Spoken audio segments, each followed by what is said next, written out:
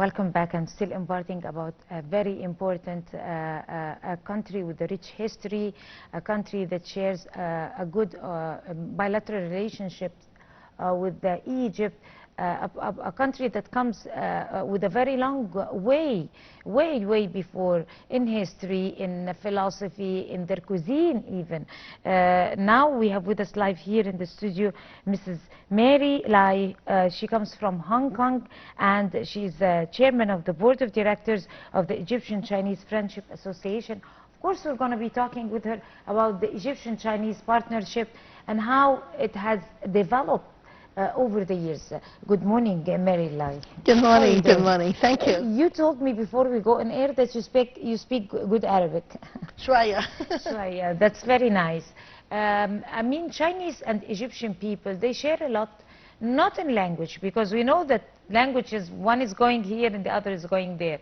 But at the same time, they share history, they share philosophies, not the same ones, but the concept of a cultural that goes back to years.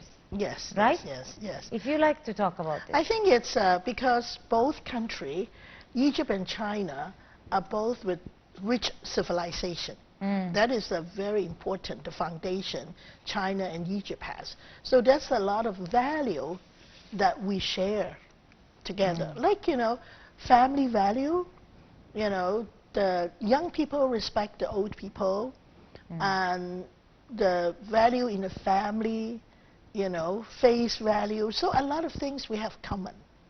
Of course, but also talking about someone who has lived in Egypt for almost 30 years. You have come to be like Egypt as your second home.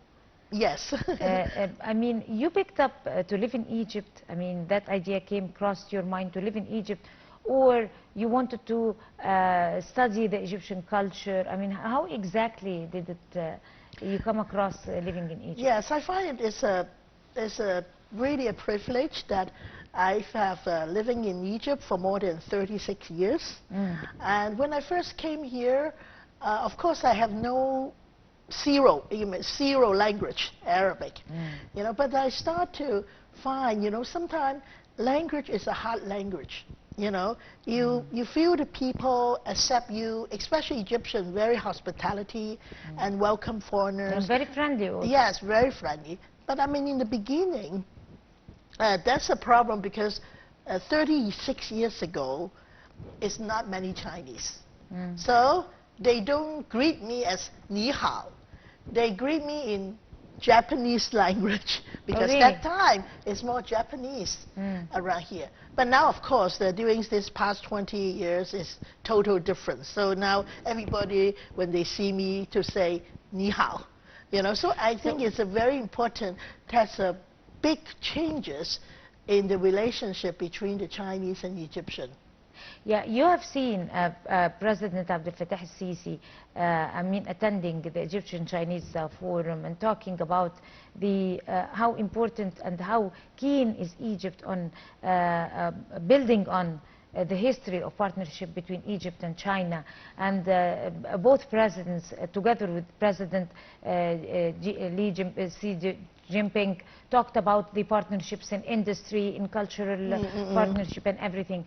So how do you assess the Egyptian-Chinese partnership and the cultural relation, the bilateral relation, especially that this type of relation is the foundation of everything? Yes.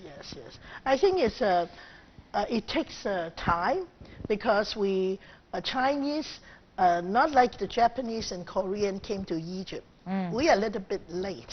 Japanese and Korean came, but more now Chinese coming here because Egypt opened the door to welcome Chinese, and especially between Egypt and China, this strategic partnership. So now we have more and more Chinese coming. Number one, tourism. Number two, investment. And so this is a very key thing for the Chinese to have strategic partnership with Egypt. And I see the more interested now from China's side, they're more excited to come to Egypt. Right, of course. The tourism, you talked about tourism, which is also booming in China. Yes. I mean, but of course, we have here different tourism than that it is in China. We have the history, we have the monuments, we have Yes, the yes. all that, the ancient Egyptian history and all that. You have that type of other Asian history, the philosophy, your cuisine that is linked to the culture. I mean, you have the meditation. You have the, I mean, that type of history that is attracting usually European visitors and American visitors. Talk to us about that particular type of philosophy when you're linking the aromatherapy, the food, with history and culture and meditation. I think and there's wisdom at the same yes, time. in philosophy in China, it's one word is very important. It's called balance. Balance? Yes, the balance is the most important. Exactly. Yes, Worldwide. To affect the whole different area of our lives. Like, you know, when you eat, like the food, even in the Chinese food, you heard about hot and sour soup. So it means spicy and sour. You need to balance when you make the dishes. The yin-yang. Yin-yang, yes. If you balance, taste delicious. Sweet and sour. I know Egyptian cannot understand, have sugar Best food. and sour, you know, how to mix together. But when you balance, it's make the difference. So even also in our spiritual, already, you know, meditation is balance. So do you mean in your philosophy, in other words, that you have to balance between good and evil, between black and white, between the good and the bad, in order to reach wisdom?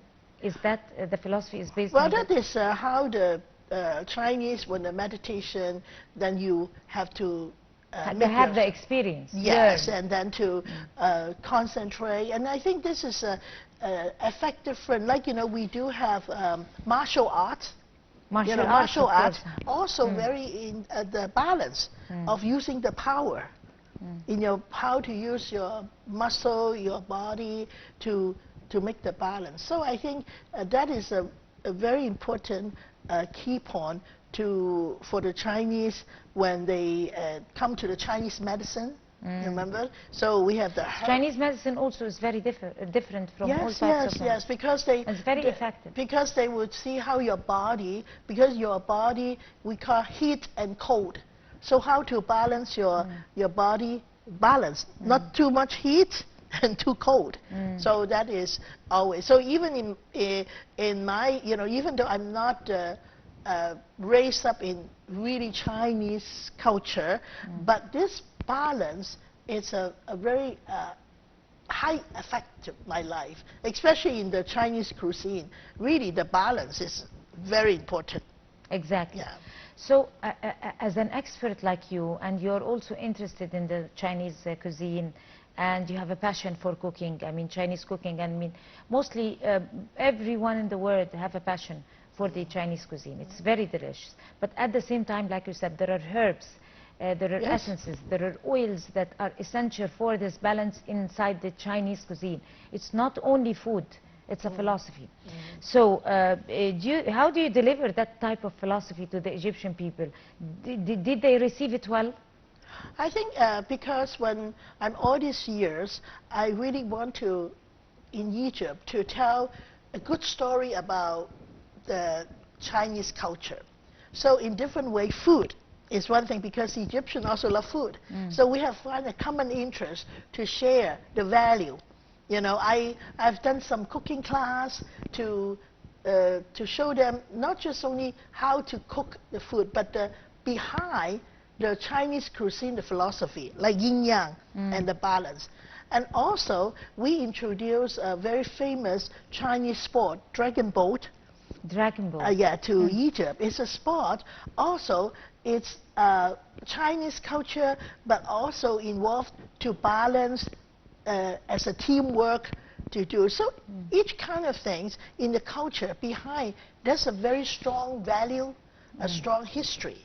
So we need to promote not just only food, but behind there's a lot of philosophy, a lot of concept, and we can learn in a life. Yeah. You raised a very important, or you brought about the dragon. I mean, there is the dragon philosophy, the dragon culture, the dragon paintings, and You know, even this the year is the colors. year of dragon. The year of dragon. Talk Yes. to us about this. I mean, we do not really understand. What is the story and history behind the dragon in China? Okay, dragon is represent a symbol, power. You know, the emperor, the king, they are the king of dragon. So they give them the clothes with the dragon. So maybe, you know, for me, I don't think that's a real dragon, but that is almost as a symbol, an image to represent power. Right. On this note, of course, Mary Lai, you come from Hong Kong and you are a second Egyptian over here. This is your second nationality. Second home. Second home, of course. You are a chairman of the board of directors of the Egyptian Chinese Friendship Association. Thank you so much for coming over.